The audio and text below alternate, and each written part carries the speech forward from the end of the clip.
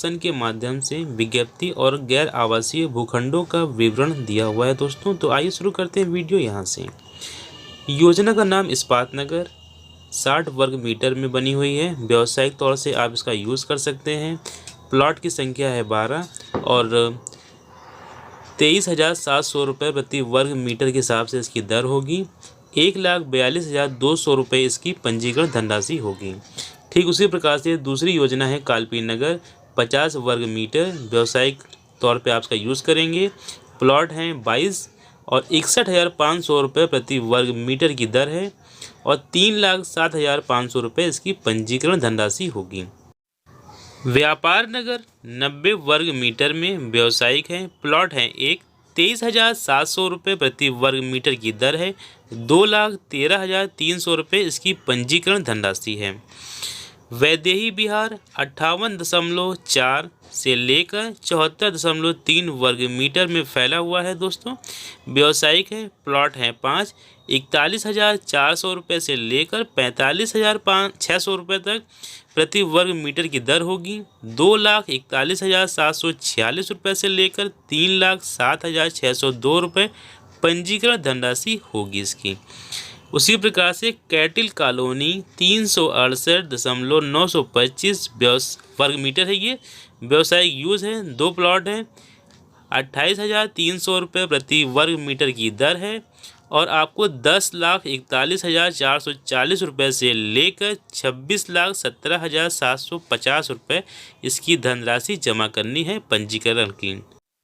किदवई नगर block Y1 167.29 वर्ग metre है। व्यावसायिक है। प्लॉट की संख्या है 11। 80,000 रुपये प्रति वर्ग मीटर की दर से आपको देना है 13,38,320 रुपये पंजीकरण धनराशि। उसी प्रकार सुजातगंज ब्लॉक B 296.66 वर्ग मीटर का क्षेत्र है व्यावसायिक तौर पे और 6 प्लॉट है। मात्र 28,500 रुपये प्रति वर्ग मीटर आपको देना होगा और 8,48,331 रुपये इसकी पंजीकरण धनराशि होगी। स्वर्ण जयंती विहार 24.5 से लेकर 28 वर्ग मीटर में व्यावसायिक तौर पे यूज़ करेंगे। 25 प्लॉट हैं। 41,500 रुपये प्रति वर्ग मीटर की दर है। 1,01,675 रुपये से लेकर 1,16,200 रुपये तक इसकी पंजीकरण धनराशि होगी। महावीर नगर विस्तार योजना 1832 स्क्वायर मीटर नर्सिंग होम आप बना सकते हैं। एक ही है। 50,250 रुपये प्रति वर्ग मीटर की दर से इसका रेट होगा। 92,05,800 रुपये आपको पंजीकरण धनराशि जमा करनी होगी। उसी क्रम में देखिए तो यहाँ पर आता है जरौली में 1453.78 वर्ग मीटर में फैला हुआ प्लॉट है। आप एक नर्सिंग होम बना सकते हैं। एक ही है। 35,000 रुपये इसका वर्ग मीटर है, प्रति वर्ग मीटर की दर है और आपको 50,88,230 रुपये जमा करना होगा पंजीकरण धनराशि। उसी क्रम में शताब्दी नगर सेक्टर 4 में 977 वर्ग मीटर में फैला हुआ प्लॉट है। आप इस पर पेट्रोल पंप बना सकते हैं। एक ही है। 67,000 रुपये प्रति वर्ग मीटर की दर से इसका प्राइस होगा और 65,45,900 रुपये आपको जमा करना है इसकी पंजीकरण धनराशि। कैटिल कॉलोनी 960 वर्ग मीटर में वेटरनिटी हॉस्पिटल आप बनवा सकते हैं। एक ही है। 7,200 रुपये प्रति वर्ग मीटर की दर से आपको मात्र 6,91,200 रुपये देने होंगे। कैटिल कॉलोनी में 1200 स्क्वायर मीटर की जगह है वर्ग मीटर की। आप इसमें मिल्क कलेक्शन सेंटर खोल सकते हैं। एक है। 13,100 रुपये प्रति वर्ग मीटर की दर से आपको देना है मात्र 15,72,000 रुपये पंजीकरण धनराशि के रूप में। कैटिल कॉलोनी 144 वर्ग मीटर में फैला हुआ प्लॉट है। दुग्ध व्यवसाय मतलब आप मिल्क डेयरी फार्म की तरह यूज़ कर सकते हैं। 6 है प्लॉट की संख्या। आपको 11,900 रुपये से लेकर 14,400 रुपये वर्ग मीटर आपको इसको अदायगी करनी होगी और इसका जो प्राइस है वो है 1,71,360 रुपये से लेकर 2,07,360 रुपये पंजीकरण धनराशि। और लास्ट है महावीर नगर विस्तार योजना में 517 से लेके 798 वर्ग मीटर में फैला हुआ प्लॉट। आप इसमें नर्सरी स्कूल खोल सकते हैं, इस तरह के 6 स्कूल खोल सकते हैं क्योंकि 6 है भूखंडों की संख्या। 33,500 रुपये प्रति वर्ग मीटर की दर से आपको देना होगा और आपको 17,31,950 रुपये से लेकर 26,73,300 रुपये तक पंजीकरण धनराशि जमा करनी होगी। नियम व शर्तें इस प्रकार हैं। भूखंडों के लिए आवेदक को ई ऑक्शन में प्रतिभाग करना होगा। विस्तृत नियम व शर्तें एवं ई ऑक्शन पोर्टल प्राधिकरण की वेबसाइट www.kdaindia.co.in पर भी उपलब्ध है। प्रत्येक भूखंडों के सापेक्ष नियम अनुसार 10% धनराशि पंजीकरण धनराशि के रूप में जमा किया जाना अनिवार्य होगा। तालिका में अंकित पंजीकरण धनराशि प्रतीकात्मक है। भूखंडों के क्षेत्रफल के सापेक्ष वास्तविक पंजीकरण धनराशि वेबसाइट पर उपलब्ध है। कॉर्नर का भूखंड होने पर नियम अनुसार 10% अतिरिक्त धनराशि देय होगी। भूखंडों के नंबर एवं वास्तविक क्षेत्रफल दर के संबंध में वेबसाइट एवं स्थल पर देखकर ही पंजीकरण या बोली लगाएं। इस्पात नगर योजना में आरक्षित भूखंड इस्पात व्यवसाय के लिए अनुमन्य है। कैटिल कॉलोनी योजना में आरक्षित भूखंड दुग्ध व अन्य व्यवसाय के लिए ही अनुमन्य है। कानपुर विकास प्राधिकरण की विभिन्न योजनाओं में गैर आवासीय यथा व्यवसायिक औद्योगिक कार्यालय संस्थागत विद्यालय आदि एवं अवशेष आवासीय संपत्तियों की ई नीलामी में पंजीकरण एवं आवंटन संबंधी वर्ष सन 2018 में निर्धारित नियम शर्तों के प्राविधानों में प्राधिकरण की संपत्तियों की ई नीलामी में संशोधित सामान्य नियम एवं शर्तें इस प्रकार हैं। तो आइए शुरू करते हैं यहाँ से।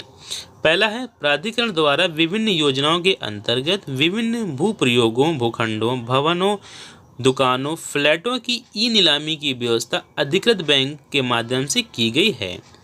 दूसरा है ई नीलामी के अंतर्गत बोली लगाने की सुविधा प्राधिकरण की वेबसाइट www.kdaindia.co.in में ई ऑक्शन के लिंक पर उपलब्ध है के द्वारा दी जा रही है। तीसरा है बोलीदाता को सर्वप्रथम अपना ऑनलाइन पंजीकरण फॉर्म के समस्त कॉलम में सूचनाएं भरकर निर्दिष्ट अभिलेखों को अपलोड करते हुए लॉगिन बनाना अनिवार्य होगा। चौथा, पंजीकरण फॉर्म सबमिट करते ही बोलीदाता के मोबाइल ईमेल पर उसका आईडी तथा पासवर्ड आ जाएगा जिससे कि आवेदक ऑनलाइन लॉगिन कर सकेगा। पाँचवां, पंजीकरण फॉर्म सही व पूर्ण भरा जाना चाहिए। अधूरे आवेदन पत्र यथा निर्धारित अभिलेख संलग्न न होने पर उक्त आवेदन निरस्त माना जाएगा। छठा, पंजीकरण उपरांत निर्दिष्ट जमानत धनराशि का भुगतान ऑनलाइन पेमेंट अथवा बैंक चालान के माध्यम से संबंधित बैंक में जमा किया जा सकता है। 7, ई नीलामी हेतु प्रस्तावित व्यावसायिक आवासीय संपत्ति जहां है जैसा है के आधार पर निस्तारित किए जाएंगे। 8, ई नीलामी में 18 वर्ष से अधिक आयु का भारतीय नागरिक जो संविदा करने के योग्य हो भाग ले सकता है। 9, नीलामी हेतु प्रतिभाग करने से पूर्व भूखंड मौके पर देखने की जिम्मेदारी आवेदक की स्वयं की होगी। 10, आवंटित भूखंड कॉर्नर का होने पर मूल्य का 10% अतिरिक्त कॉर्नर चार्ज देना होगा। 11, भूखंड का फ्री होल्ड निबंधन होने के पूर्व 12% फ्री होल्ड चार्ज देना होगा। 12, फर्म संस्था कंपनी को सामान्य श्रेणी में माना जाएगा तथा उन्हें आवेदन पत्र के साथ मेमोरेंडम व आर्टिकल ऑफ एसोसिएशन की प्रमाणित प्रतिलिपि संलग्न करनी होगी तथा कंपनी को अपना रजिस्ट्रेशन नंबर भी देना होगा। साझेदारी firm registrar of firms chit funds and societies के यहाँ पंजीकृत अद्यतन नवीनीकृत होना अनिवार्य होगा। 13, ई नीलामी में भाग लेने से पूर्व पंजीकरण धनराशि उपयुक्त भुगतान के माध्यम से जमा करना होगा। ऑनलाइन पेमेंट की स्थिति में नीलामी समाप्त होने की निर्धारित समय अवधि तक बैंक चालान के माध्यम से पंजीकरण धनराशि जमा करने पर नीलामी समाप्त होने की निर्धारित समय अवधि के 1 कार्य दिवस पूर्व तक पंजीकरण कराना अनिवार्य होगा। 14 यदि नीलामी बंद होने की अंतिम 10 मिनट में किसी व्यक्ति के सापेक्ष बोली प्राप्त हो जाती है तो नीलामी बंद होने की अवधि 30 मिनट बढ़ जाएगी तथा बढ़े हुए 30 मिनट के अंतिम 10 मिनट में भी बोली प्राप्त हो जाती है तो नीलामी बंद होने की अवधि पुनः 30 मिनट बढ़ जाएगी। यह क्रम तब तक चलता रहेगा जब तक बोली समाप्त होने के अंतिम 10 मिनट में प्राप्त होना बंद नहीं हो जाती है। नीलामी की अंतिम तिथि पर अंतिम 10 मिनट अथवा क्रमांक 14 पर वर्णित बढ़ाए गए किसी 30 मिनट में बोली प्राप्त न होने पर संपत्ति के सापेक्ष नीलामी समाप्त हो जाएगी।